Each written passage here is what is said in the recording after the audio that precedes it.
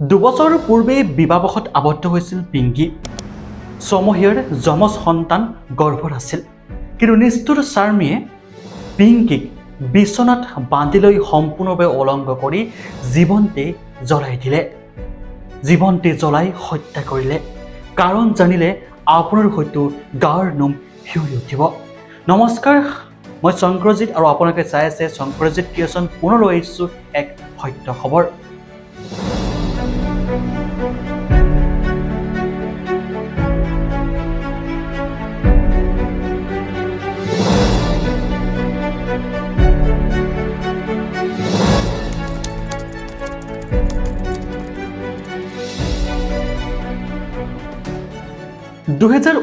চনৰ 5 এপ্ৰিল তাৰিখে যিদিনাখন পাঞ্জাৱৰ অমৃতসৰৰ সুখদেৱ আৰু পিংকিয়ে বিবাহ পাশত আবদ্ধ হৈছিল।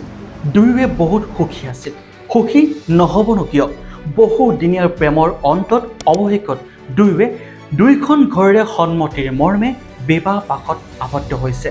প্ৰথম অৱস্থাত দুয়োৱে জীৱনটো সুখেৰে পাৰ হৈছিল।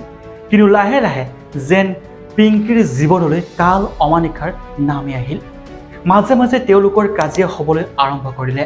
প্ৰথম অৱস্থাত সুখদেৱ আৰু পিংকি বহুত সুখী আছিল যদিও লাহে লাহে তেওঁলোকৰ সংসাৰ মাজলৈ কাজিয়াৰ সূত্ৰপাত আদি সৃষ্টি হ'ল। কাজিয়াৰ সূত্ৰপাত সৃষ্টি হোৱাৰ প্ৰথম কাৰণ এটাই যে যৌতুকৰ বাবেই তেওঁলোকৰ মাজত কাজিয়া হ'বলৈ আৰম্ভ কৰিলে। লাহে লাহে কাজিয়া ইমানেই ভয়ংকৰ হ'বলৈ আৰম্ভ কৰিলে যে মাৰপিটৰ দৰে ভয়ংকৰ কাণ্ড প্ৰত্যেক দিনে সংঘটিত হ'বলৈ ধৰিলে।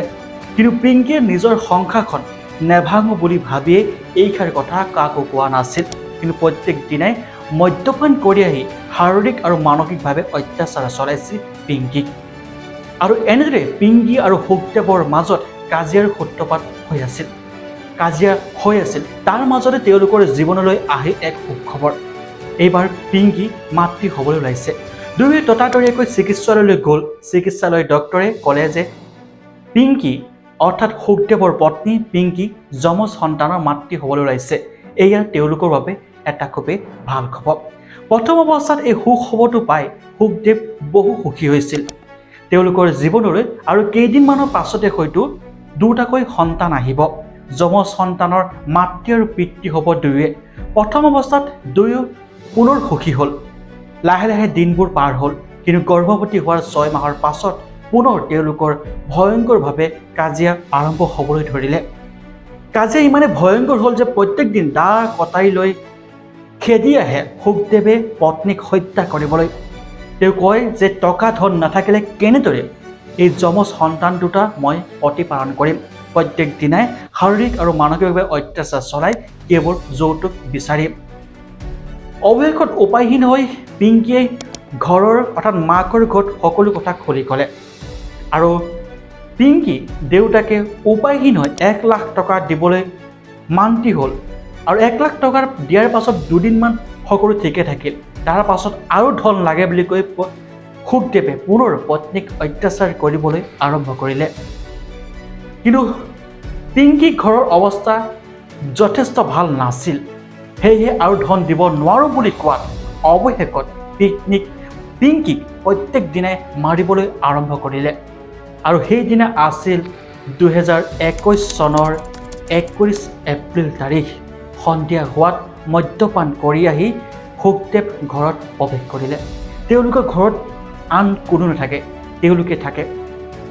প্ৰথম অৱস্থাত তেওঁলোকৰ তৰ্কাতৰ্কি আৰম্ভ হয়। তাৰ পাছত মাৰধৰ আৰু অৱশেষত মূৰত আক্ৰমণ কৰিবলৈ আৰম্ভ কৰিলে সুখদেৱে পিংকিক। মূৰত দুখ পোৱাৰ হেতুকে বিচনাত বাগৰি পৰিল। বিচনাত বাগৰি পৰাৰ পাছত সুখদেৱে পত্নীগৰাকীৰ সম্পূৰ্ণ কাপোৰ আঁতৰাই দিলে। বিৱস্ত অৱস্থাত দুয়োখন হাত মেৰিয়াই মেৰিয়াই বান্ধিলে বিচনাত।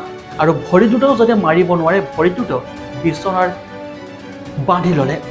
বান্ধি লোৱাৰ পাছত নিৰ্মমভাৱে মাৰিবলৈ আৰম্ভ কৰিলে। মাৰি হেঁপাহ পলোৱাৰ পাছত সুখদেৱে পত্নীগৰাকীক কেৰাচিন তেল ঢালিলে। কেৰাচিন তেল ঢলাৰ পাছত পত্নীগৰাকীক জুই লগাই জীৱন্তে জ্বলাই দিলে। চিঞৰিছে বাখৰিছে। ৰাতি প্ৰায় 1 মান বাজিছে। কোনে সুধিব? সকলোৱে ঘৰত শুবলৈ আৰম্ভ কৰিছে। পত্নীক বিচনাত বিবস্ত্ৰ কৰি সম্পূৰ্ণ জ্বলাই দিয়াৰ পাছত স্বামী পলাবলৈ সক্ষম হ'ল আৰু শুকদেৱৰ সেই ঘৰটো সম্পূৰ্ণৰূপে পত্নীসহ জ্বলি ছাই হৈ গ'ল। পুৱা যেতিয়া দেখিলে যে পত্নীগৰাকী মৃতদেহ আৰু ঘৰখন ছাই হৈ আছে, তেতিয়া সকলো চিঞৰ বাখৰ কৰিবলৈ আৰম্ভ কৰিলে। ততাতৰিয়াকৈ জুই নুমুৱা গাড়ীৰ সৈতে যোগাযোগ কৰিলে। জুই নুমুৱাৰ পাছত সকলো শেষ, স্বামীজন পলাতক অৱস্থাত। তাৰ পাছত আৰক্ষীয়ে তদন্ত আৰম্ভ কৰিলে। তদন্ত আৰম্ভ কৰাৰ শেষত স্বামী অৰ্থাৎ লম্পট শুকদেৱক গ্ৰেপ্তাৰ কৰিবলৈ সক্ষম হ'ল আৰক্ষী। আৰু কঠোৰ জেৰাৰ পাছত শুকদেৱে সকলোখিনি কথাৰ বিৱৰি ক'লে। এয়ে আছিল পিংকীৰ হৃদয় বিদাৰক ঘটনাটোৰ।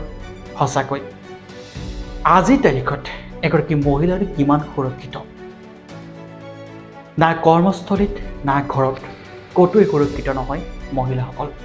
কিন্তু প্ৰশ্ন হয়, যিখন দেশত বেটী বচাও বেটী পঢ়াও বুলি শ্লোগান দি থাকে, এইখন দেশত এনেধৰণৰ নৰবিকাসকলৰ বিৰুদ্ধে কিয় ক'তো আইনী ব্যৱস্থা নাই?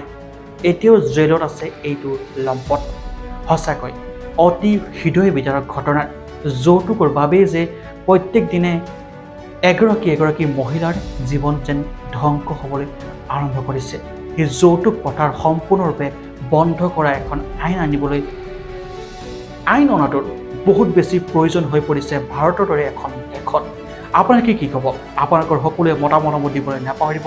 ধন্যবাদ। জয়ৰে এখন পুনৰ লৈ আহিম এটা সত্যৰ খবৰ। চাই থাকিব শংকৰজিৎ পেশ্যন।